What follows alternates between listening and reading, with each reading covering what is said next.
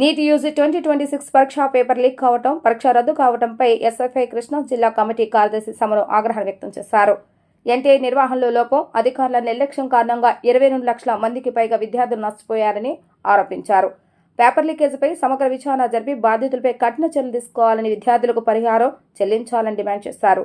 కేంద్ర ప్రభుత్వం పరీక్షల కేంద్రీకరణ విధానాన్ని పునఃసమీక్షించి ఎన్ఏను రద్దు చేయాలని డిమాండ్ చేశారు.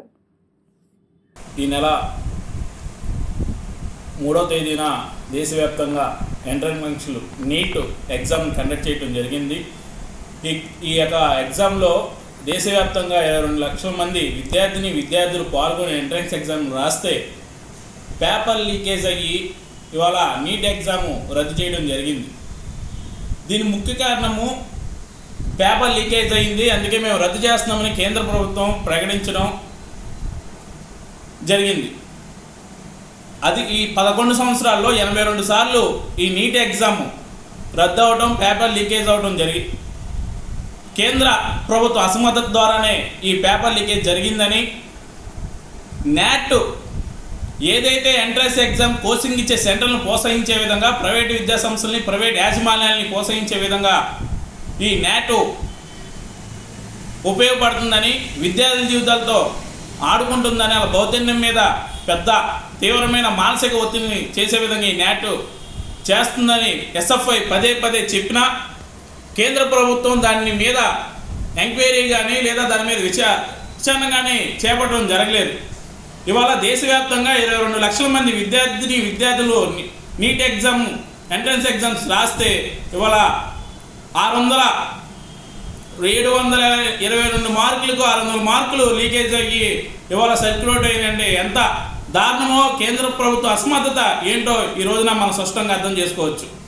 అదేవిధంగా ఒక కెమిస్ట్రీలోనే 120 మార్కులు ప్రశ్నలు బయటకు వచ్చినాయి అంటే అది ఈ కేంద్ర విద్యాశాఖ మంత్రి అసమర్థత కాదా అని ఈ సందర్భంగా భారత విద్యార్థి ఫెడరేషన్ ఎస్ఎఫ్ఐ కృష్ణా జిల్లా కమిటీ ఇవాళ విమర్శ చేస్తుంది.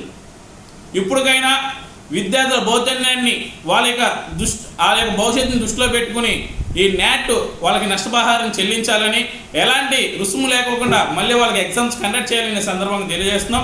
అదేవిధంగా ఏదైతే రాష్ట్ర ప్రభుత్వాల హక్కులు ఉన్నాయో నీట్ ఎగ్జామ్ మీద వాళ్ళన్ని కాలరాస్తూ కేంద్ర ఆధీనంలో పెట్టుకుని వాళ్ళ నాట్ని ఒక సంస్థను ఏర్పాటు చేసి దాని ద్వారా నీట్ ఎగ్జామ్ని కండక్ట్ చేయాలని భావిస్తుందో దాన్ని వెంటనే రద్దు చేయాలని, దాని ద్వారా విద్యార్థుల యొక్క మానసిక ఒత్తిడి లేకోకుండా ఎంట్రన్స్ ఎగ్జామ్స్కి సదావైన కఠినమైన నియమావళితో మళ్ళీ ఎగ్జామ్స్ని కండక్ట్ చేయాలని, అదేవిధంగా ఏదైతే విద్యార్థులు మానసిక ఒత్తిడి లేకుండా చూడాలని సందర్భంగా కోరుతున్నాం.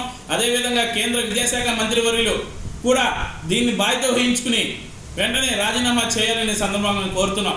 లేని పక్షంలో రాష్ట్ర వ్యాప్తంగా ఆందోళన కార్యక్రమం బాట పడతామని, ఏదైతే విద్యార్థుల్ని యొక్క జీవితాలతో నాటకాలు వేస్తున్నా, జీవితాలతో ఆడుకుంటున్న బీజేపీ ప్రభుత్వం వెంటనే దాన్ని బాధ్యత వహించాలని ఈ సందర్భంగా ఎస్ఎఫ్ఐ హెచ్చరిస్తుంది.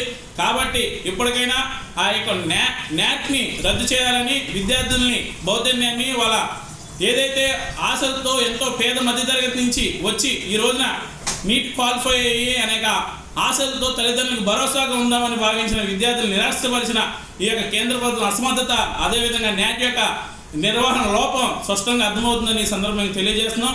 ఇప్పటికైనా రాబోయే రోజుల్లో వాళ్ళకి అన్ని సౌకర్యాలతో ఏర్పాటు చేసి కఠినమైన ఎలాంటి పేపర్ లీకేజ్ అవ్వకుండా మళ్ళీ త్వరగతిన నీట్ ఎగ్జామ్కి డేట్లు ప్రకటించాలని సందర్భంగా మేము కోరుతున్నాం.